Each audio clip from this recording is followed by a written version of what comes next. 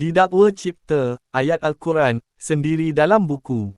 Individu mohon KDN ambil tindakan segera terhadap Aisyah HIJANAH.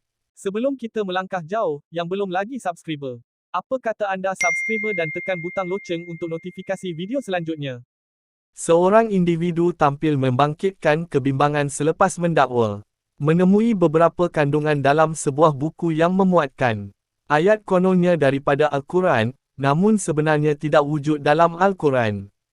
Menurut perkongsian tersebut, kesalahan yang ditemui bukan sekadar melibatkan kesilapan baris atau tanda bacaan, sebaliknya didakwa mencipta ayat baharu yang langsung tiada dalam Al-Quran.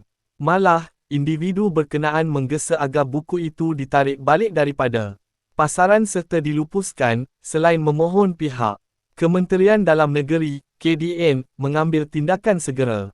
Kesalahan ayat Al-Quran dalam beberapa muka surat ini bukan kesalahan seperti tersilap baris atau titik. Ini reka terus ayat yang tidak ada dalam Al-Quran. Sangat-sangatlah tidak patut. Buku ini sepatutnya ditarik daripada pasaran dan dilupuskan. Mohon Kementerian Dalam Negeri bertindak segera. Selepas double check dalil-dalil yang ada dalam buku ni, saya termenung terfikirkan pembaca lain yang mungkin menyerap semua kandungan dalam buku ni. Kepada semua pembaca, rujuklah kembali bahan pembacaan kita dengan sumber yang sahih iaitu Al-Quran dan hadis. Zaman sekarang ni penulis bebas menulis apa sahaja walau pengetahuan mereka tidak dalam, apatah lagi dengan bantuan AI.